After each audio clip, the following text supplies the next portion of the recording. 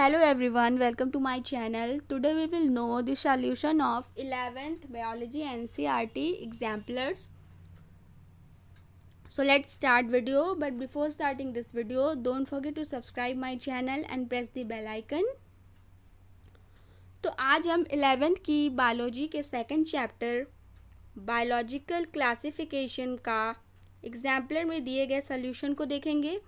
तो आइए video start करते हैं. तो एग्जाम्पलर में इस चैप्टर से रिलेटेड जो फर्स्ट क्वेश्चन हमें दिया गया है वो मल्टीपल चॉइस क्वेश्चन है या सिंगल करेक्ट आंसर टाइप के क्वेश्चंस हैं. फर्स्ट क्वेश्चन है हमारा, all eukaryotic unicellular organism belong to.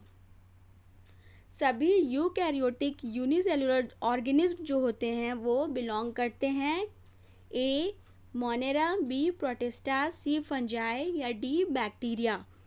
तो जो सभी यूकैरियोटिक यूनिसेलुलर ऑर्गेनिज्म हैं ये किंगडम प्रोटिस्टा से बिलोंग करते हैं. मींस क्वेश्चन नंबर 1 का जो राइट आंसर होगा वो होगा option B protista.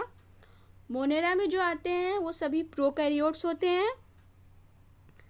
Next question number 2 पे आते हैं. क्वेश्चन नंबर 2 में हमें पूछा गया है the 5 kingdom classification was proposed by. बहुत सारा क्लासिफिकेशन दिया गया था, 2 kingdom, 3 kingdom and 4 kingdom and ये 5 किंगडम. तो 5 किंगडम क्लासिफिकेशन किसके द्वारा दिया गया था, किसके द्वारा प्रपोज किया गया था? A R H. Whittaker, B Carolus Linnaeus, C A Roxburgh and D Virchow. तो जो 5 किंगडम क्लासिफिकेशन था वो आर.एच. व्हिटेकर के द्वारा 1969 में दिया गया था. इन्होंने इस किंगडम में फंजाई किंगडम को ऐड करके 5 किंगडम प्रपोज किया. ये किंगडम था Plantae, Animalia, Protista, Monera and fungi. R H. Whittaker ने ये जो 5 किंगडम क्लासिफिकेशन दिया था इसको इस 5 क्राइटेरिया के बेस पे दिया था. फर्स्ट था हमारा रिप्रोडक्शन, सेकेंड था सेल स्ट्रक्चर, थर्ड था phylogenetic relationship and 4 mode of nutrition and 5 thallus organisation. तो इस 5 क्राइटेरिया के बेस पे इन्होंने 5 किंगडम क्लासिफिकेशन को दिया था.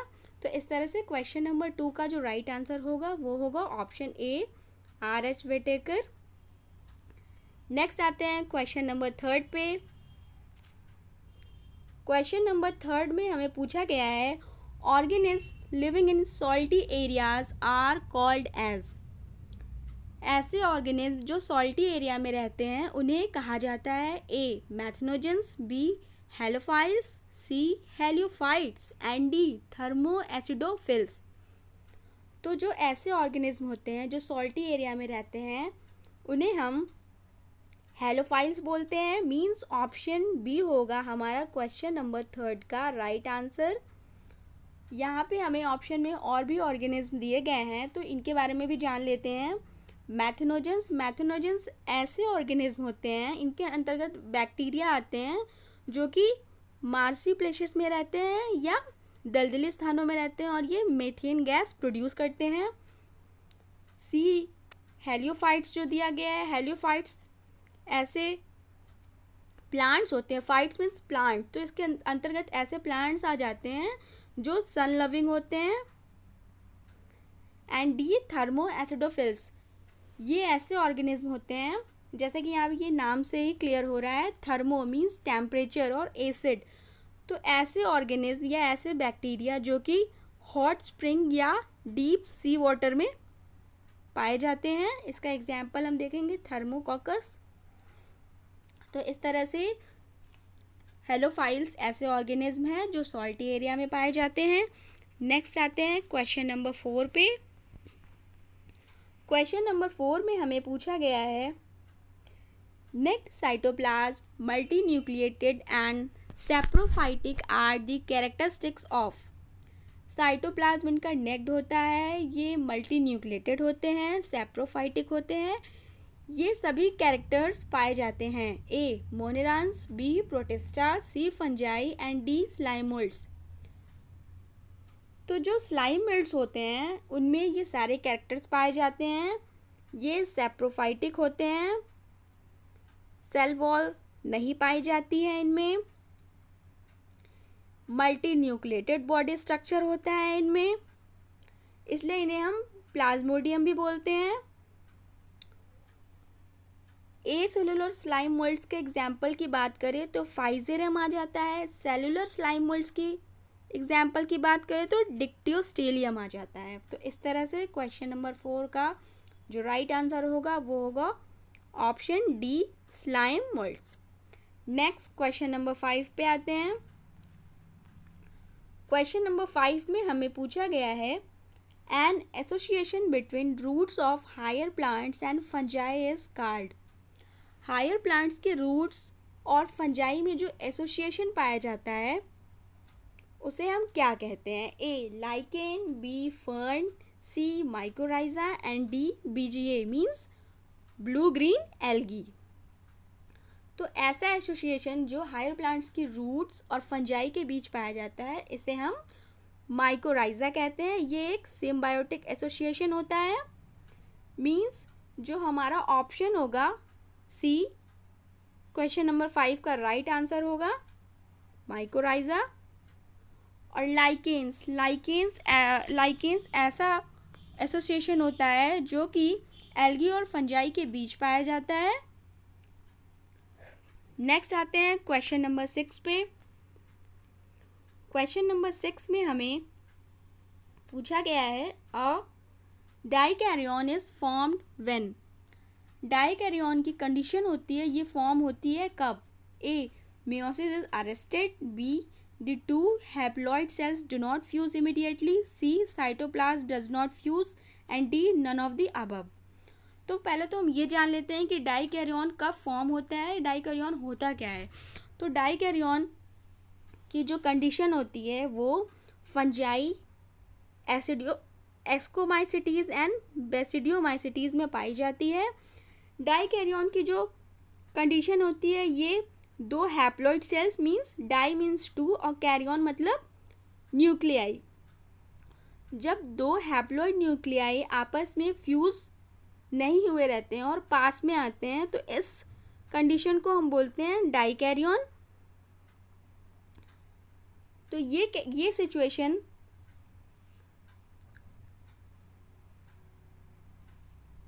एस्कोमाइसिटीज और बेसिडियोमाइसिटीज में पाई जाती है। तो इस तरह से डाइकैरियन फॉर्म होता है जब two haploid cells do not fuse immediately. तो इस तरह से क्वेश्चन नंबर 6 का जो राइट आंसर होगा वो होगा option number B. Next question number 7 पे आते हैं। क्वेश्चन नंबर 7 में हमें पूछा गया है contagium vivum fluidum was proposed by A D J Ivanowsky, B M W Beijerinck, C Stanley and D Robert Hooke. Contagium vivum fluidum M W Beijerinck के द्वारा प्रपोज किया गया था। ये डिजीज़ टबैको प्लांट्स में इन्होंने 1898 में डेमोन्स्ट्रेट किया था। और डीजे इवानोवस्की इन्होंने वायरस को डिस्कवर किया था 1892 में। और जो हमारे सी स्टैनले मिलर है इन्होंने 1953 में वायरस को डिस्कवर किया कि वायरस को हम क्रिस्टल फॉर्म में मींस क्रिस्टलाइज करके नॉन लिविंग फॉर्म में स्टोर करके रख सकते हैं। तो इस तरह से क्वेश्चन नंबर 7 का जो राइट आंसर होगा वो होगा option number B, M W Beijerinck. Next question number 8 पे आते हैं। Question number 8 association between mycobiont and phycobiont are found in. ऐसा एसोसिएशन जो माइकोबायोन्ट एंड फाइकोबायोन्ट में पाया जाता है। A mycorrhiza, B root, C lichens and D BGA blue green algae. तो सबसे पहले हम जानेंगे माइकोबायोन्ट होता क्या है। माइकोबायोन्ट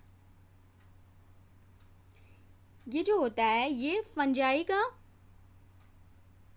पार्ट होता है और फाइकोबायोन्ट ये एल्गी का पार्ट होता है। तो इस तरह से फंजाई और एल्गी में जो एसोसिएशन पाया जाता है उसे हम लाइकेन्स बोलते हैं। ये आपने पहले क्वेश्चंस में भी देखा होगा। तो इस तरह से क्वेश्चन नंबर 8 का जो राइट आंसर होगा वो हो जाएगा option C, lichens. Association between mycobiont and phycobiont are found in lichens. Next question number 9 पे आते हैं। क्वेश्चन नंबर 9 में हमें पूछा गया है difference between virus and viroids is. Virus और वायरॉइड में हमें डिफरेंस बताना है कि इनमें क्या अंतर होता है। A, absence of protein coat in viroid but present in virus. B, presence of low molecular weight RNA in virus but absent in viroid. C, both A and B and D, none of the above. तो जो viroid होते हैं ये smaller होते हैं as compare to virus, and जो virus होते हैं उनमें प्रोटीन कोट पाया जाता है। तो इस तरह से ऑप्शन नंबर ए हमारा क्वेश्चन नंबर 9 का राइट आंसर हो जाएगा। Absence of protein coat in viroid but present in virus. Protein coat चूँकि वायरॉइड में नहीं पाया जाता है इसलिए ये साइज में स्मॉल भी होते हैं वायरस से। नेक्स्ट क्वेश्चन नंबर 10 पे आते हैं। क्वेश्चन नंबर 10 में हमें पूछा गया है with respect to the fungal sexual cycle choose the correct sequence of events. Fungal के सेक्सुअल साइकिल में जो इवेंट्स होती हैं उसके सीक्वेंस को हमें बताना है। Karyogamy, plasmogamy and meiosis. B, meiosis, plasmogamy then karyogamy, या C, plasmogamy then karyogamy then meiosis, या D, meiosis then karyogamy then plasmogamy. तो सबसे पहले हम जान लेते हैं जो फंगल होता है इनमें जो सेक्सुअल साइकिल होती है वो 3 स्टेप्स में होती है। फर्स्ट स्टेप्स हमारा होता है fusion of protoplasm between 2 motile और non motile gamete called plasmogamy. तो सबसे पहले यहाँ पे प्रोटोप्लाज्म का फ्यूजन होता है जिसे प्लाज्मोगैमी कहते हैं। देन सेकंड स्टेप जो होती है वो होती है fusion of 2 nuclei called karyogamy. And third, meiosis in zygote resulting in haploid spores. तो इस तरह से हम देखेंगे कि जो फंगल की सेक्सुअल साइकिल होती है उनमें जो इवेंट्स होते हैं वो 3 स्टेप में होंगे। सबसे पहले की जो इवेंट होगी वो होगी हमारी plasmogamy, then karyogamy, then meiosis. तो इस तरह से ऑप्शन नंबर सी होगा क्वेश्चन नंबर 10 का right answer. Next question number 11 पे आते हैं। क्वेश्चन नंबर 11 में हमें पूछा गया है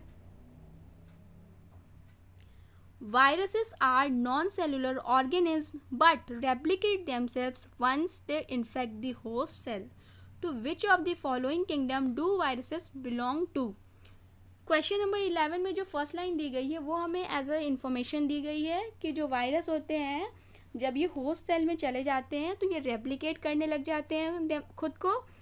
और जो नेक्स्ट लाइन दी गई है वो हमारा क्वेश्चन है कि जो वायरस होते हैं वो किस किंगडम से बिलोंग करते हैं। तो वायरस जो होते हैं ऑप्शन देख लेते हैं। A, Monera, B, protista, C, fungi and D, none of these. तो जो वायरस होते हैं चूँकि इनको क्लासिफिकेशन में कोई भी स्थान नहीं दिया गया है क्योंकि इनकी जो कंडीशन है वो पता ही नहीं लग पाई कि ये लिविंग होते हैं या नॉन लिविंग, इसलिए वायरस का कोई भी किंगडम नहीं है। इस तरह से क्वेश्चन नंबर 11 का जो राइट आंसर होगा वो होगा option D, none of these. Next और एग्जाम्पलर के लास्ट क्वेश्चन पे आते हैं। Question number 12, members of phycomycetes are found in. Phycomycetes के जो मेंबर होते हैं वो पाए जाते हैं A, aquatic habitat on decaying wood, moist and damp places. Fourth, as a obligate parasites on plants.